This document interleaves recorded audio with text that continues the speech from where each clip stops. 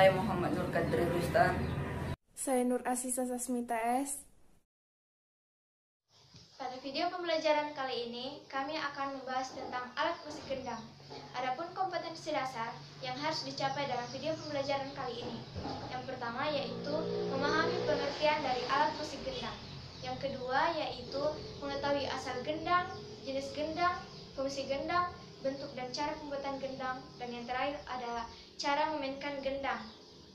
Yang pertama yang akan kami bahas yaitu pengertian alat musik gendang. Gendang adalah instrumen dalam gamelan Jawa Tengah dan Jawa Barat. Gendang kebanyakan dimainkan oleh para pemain gamelan profesional yang sudah lama menyelami budaya Jawa. Gendang kebanyakan dimainkan sesuai naluri penggendang, sehingga bila dimainkan oleh satu orang dengan orang lain maka akan berbeda nuansanya. Yang kedua yang akan kami bahas adalah asal dari gendang. Gendang merupakan salah satu alat musik khas Nusantara yang berasal dari Pulau Jawa, Provinsi Jawa Tengah. Gendang begitu dikenal oleh banyak orang, mulai dari pecinta musik lokal hingga mancanegara. Pembahasan kami yang ketiga adalah jenis-jenis gendang. Adapun jenis-jenis gendang pertama yaitu gendang yang kecil disebut ketipung. Yang kedua, gendang yang sedang disebut gendang ciblon atau kebar. Yang ketiga, gendang yang besar disebut sebagai gendang gede atau gendang kali. Yang keempat yang akan kami bahas yaitu fungsi gendang. Fungsi gendang terbagi atas dua. Yang pertama, gendang berfungsi sebagai alat musik pengiring. Yang kedua, gendang berfungsi sebagai pengatur irama dan tempo. Pembahasan kami yang kelima adalah bentuk dan cara pembuatan gendang. Bahan utama pembuatan tubuh gendang adalah kayu.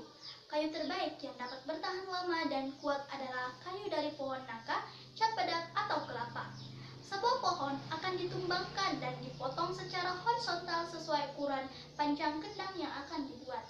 Biasanya berkisar antara 30 cm hingga 45 cm. Pengrajin gendang lalu akan melubangi bagian tengah kayu yang sudah dipotong tersebut menggunakan pahat. Proses pelubangan ini dilakukan secara hati-hati, karena jika pengrajin tidak konsentrasi maka bagian sisi gendang dapat rusak dan harus mengulangi pelubangan dari awal menggunakan kayu lain. Setelah proses pelubangan bagian dalam gendang selesai, maka pengrajin akan beralih ke bagian luar dan mengamplas hingga halus. Jika gendang sudah setengah jadi, maka proses selanjutnya adalah memasang kulit hewan di kedua sisi gendang. Umumnya, kulit yang digunakan adalah kulit sapi, kerbau, rusa, atau kambing. Penggunaan kulit kerbau biasanya bertujuan untuk menghasilkan suara bam atau suara rendah. Sedangkan penggunaan kulit kambing bertujuan untuk menghasilkan suara cang, suara tinggi. Kulit hewan tersebut kemudian diikat di salah satu atau kedua sisi gendang dengan menggunakan tali rotan atau kawat. Untuk mengubah tinggi rendahnya suara yang dihasilkan, pemain dapat mengencangkan atau mengendurkan tarikan tali rotan yang mengikat kulit gendang. Semakin kencang ikatan maka semakin tinggi suara yang dihasilkan, dan semakin kendur tali ikatan maka semakin rendah suara yang dihasilkan. Penyesuaian tinggi rendahnya suara gendang biasanya dilakukan sebelum melakukan pertunjukan.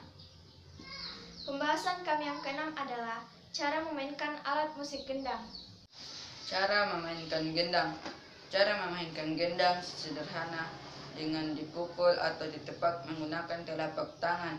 Bagian yang ditepak adalah sisi kanan dan kiri yang terbuat dari kulit hewan.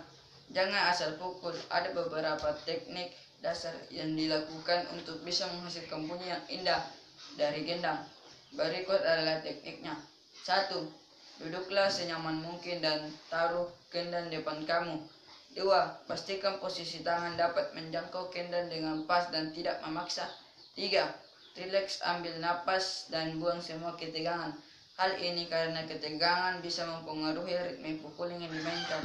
Akhirnya, suara yang dihasilkan pun bisa berantakan. 4. Jika sudah coba terbiasa, cobalah membuat suara dengan menepuk sisi kanan dan kiri secara bergantian. Jangan sampai memukulnya bersamaan, karena hasil suaranya malah akan aneh kita didengarkan. 5. Pembelajaran pertama kali kamu bisa mencobanya dengan tempo yang lambat mengikuti feeling. 6. Seiring berjalannya waktu, tangan akan terbiasa bergerak cepat sehingga menghasilkan lebih banyak nada.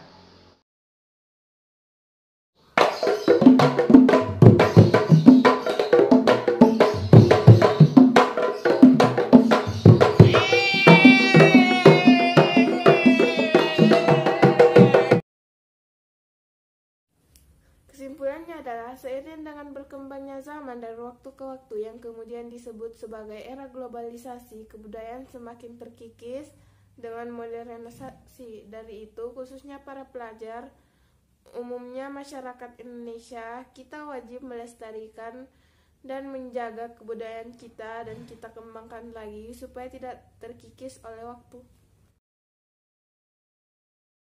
Jangan lupa subscribe, Like, Comment and share. Dan jangan lupa klik tombol loncengnya supaya kalian gak ketinggalan video-video kami selanjutnya.